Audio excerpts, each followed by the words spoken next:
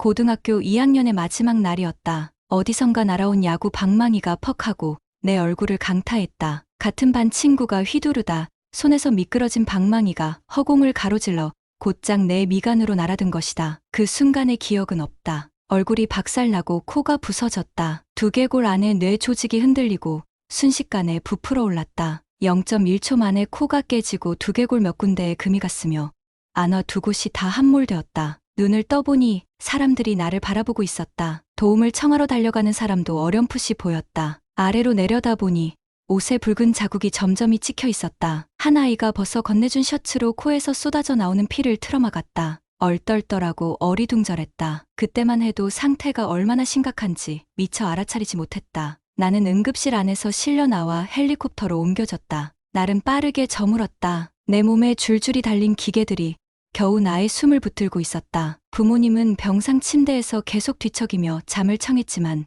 깜빡 잠이 들었다가도 곧 화들짝 놀라 깨어나곤 했다. 다행히도 다음 날 아침에 호흡이 돌아왔다. 의사들은 내가 곧 혼수 상태에서 깨어날 거라며 부모님을 안심시켰다. 그들의 말처럼 나는 의식을 곧 되찾았다. 하지만 후각을 잃었다는 걸 깨달았고 바로 검사에 들어갔다. 간호사는 내게 코를 풀어보라고 하면서 사과 주스팩을 열어 냄새를 맡아보게 했다. 후각은 돌아와 있었다. 그러나 코를 풀자 콧바람이 금이 간 눈구멍을 통과해 왼쪽 눈으로 나왔다. 눈꺼풀이 간신히 막아주어 안구가 바깥으로 튀어나오지 않았을 뿐 콧바람에 시신경이 뇌까지 딸려 올라갔다. 안과 의사는 공기가 유입되면서 눈알이 조금씩 안쪽으로 들어갈 거라고 말했지만 그게 얼마나 걸릴지는 장담하지 못했다. 일주일 뒤로 수술 일정이 잡혔고 그동안 추가적으로 몇 가지 치료를 받았다. 마치 격렬한 권투 시합으로 만신창이가 된 것 같았지만 얼마 지나지 않아 퇴원하는 날이 되었다. 나는 코가 부러지고 얼굴뼈에 수십 개의 금이 갔으며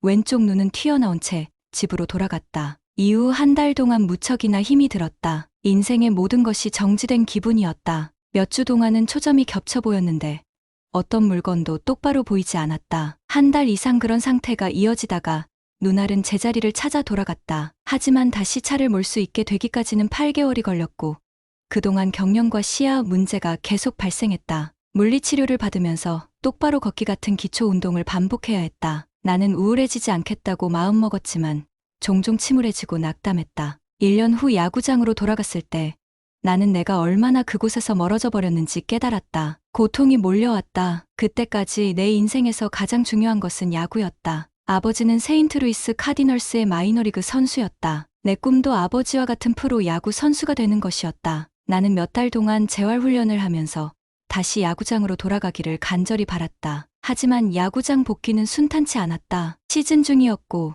나는 1군에서 제외된 2군 선수였다. 2군 팀에서도 후보로 밀려났다. 나는 4살 때 야구를 시작했다. 모든 일이 그렇지만 특히 스포츠 분야에서 많은 시간과 노력을 투자한 선수가 후보로 밀려난 것은 큰 굴욕이다. 그날이 생생하게 기억났다. 나는 차 안에 앉아 펑펑 울면서 미친 듯이 라디오 채널을 돌려댔다. 절망으로 1년을 보낸 뒤 3학년이 되어 가까스로 2군에 들어갔지만 후보 선수였기 때문에 경기는 거의 뛰지 못했다. 그럼에도 여전히 내가 위대한 선수가 될 수 있다고, 상황이 나아진다면 더 많은 것을 할 수 있을 거라고 믿었다. 부상을 당하고 나서 2년 후 터닝포인트가 찾아왔다. 고등학교 졸업 후 데니슨 대학교에 들어갔고 그곳에서 새로운 삶이 시작되었다. 이때 알게 되었다. 아주 작은 습관들이 모이면 얼마나 놀라운 힘을 발휘하는지 말이다. 데니슨 대학교에 들어간 건 인생에서 가장 잘한 결정이었다. 비록 신입생으로 선수 명단 제일 끄트머리에 이름을 올렸을 뿐이지만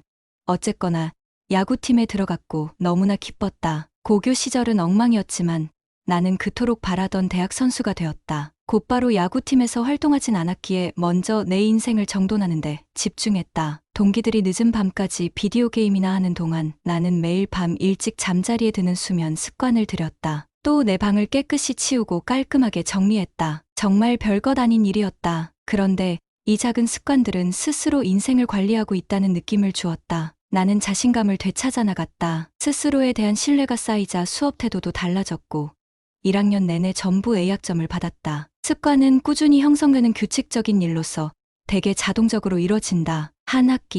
한 학기가 시작될 때마다 나는 사소한 습관들을 꾸준히 늘려나갔고 이것은 처음 시작할 때는 상상도 못한 결과들을 이끌어냈다. 변화는 천천히 이어졌다. 대학교 2학년 때는 투수진에 들어갔다. 그리고 3학년까지 팀 주장이었고 시즌 마지막에는 모든 연맹팀에 선발되었다. 수면 습관, 공부 습관, 근력 훈련 습관이 최대치로 성과를 올린 것은 4학년 때였다. 야구 방망이에 맞아 혼수 상태에 빠진 지 6년 후 나는 데니슨 대학교 최고의 남자 선수로 선정되었고 ESPN 전미대학 대표 선수로 지명되었다. 전국에서 단 33명만이 뽑히는 영광스러운 자리였다. 그리고 8개 분야에서 최우수 성적을 받고 최우수 졸업생에게 수여되는 학장 메달을 수상하며 대학을 졸업했다. 살다 보면 누구나 도전적인 순간들에 직면한다. 내게는 고교 시절의 사고가 그랬다. 그 일은 내 삶에 중대한 교훈을 주었다. 더 이상 아무것도 할 수 없을 것 같았던 그때 조금씩 시도한 아주 작은 일들이 나를 바꾸었다. 사소하고 별것 아닌 일이라도 몇 년 동안 꾸준히 해나가면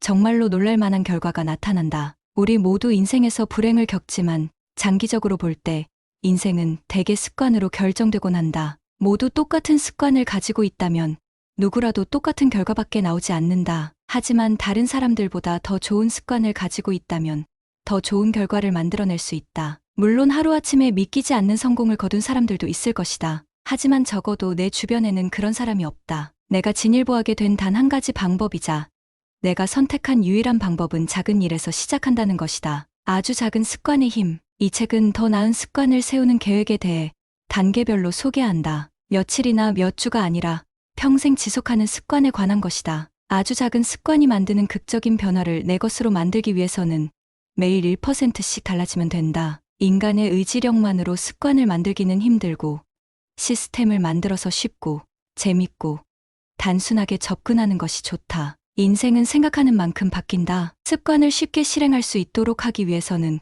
구체적으로 쪼개고 붙여라. 주위 사람도 좋은 습관에 어울리는 사람들로 채워라. 나쁜 습관을 가진 사람들을 피하는 것이 좋다. 인간은 사회적 동물이므로 집단의 자질과 행동을 흡수한다. 그러므로 자신의 정체성과 맞는 집단에 들어가는 것이 좋은 습관을 형성하는 데 좋다. 습관은 매일 조금씩 하나하나씩 쌓여서 복리로 성장한다. 어떤 습관에 통달하려면 가장 중요한 건 반복이다. 평균 100일 동안 반복하면 습관은 자동화되고 최소한의 노력으로 뇌에서 소모되는 에너지를 아낄 수 있다. 습관을 유지하기 위해서 가장 큰 위협은 실패가 아니라 지루함이다. 습관을 쉽고 재미있고 매력적으로 보이게 환경을 설계하라. 그러기 위해서는 자신의 적성에 맞는 습관을 찾는 것이 좋다. 적성에 맞는 습관은 전문가의 숙련된 기술이 될 수 있으며 몰입의 경지에 도달하게 한다. 좋은 습관을 내 것으로 만들면 원하는 삶을 살아갈 수 있다. 성공은 일상적인 습관의 결과다. 시간은 성공과 실패 사이의 간격을 벌려놓는다. 잊지 마라. 습관은 반복으로 강화된다. 인생을 성공적으로 살고 싶다면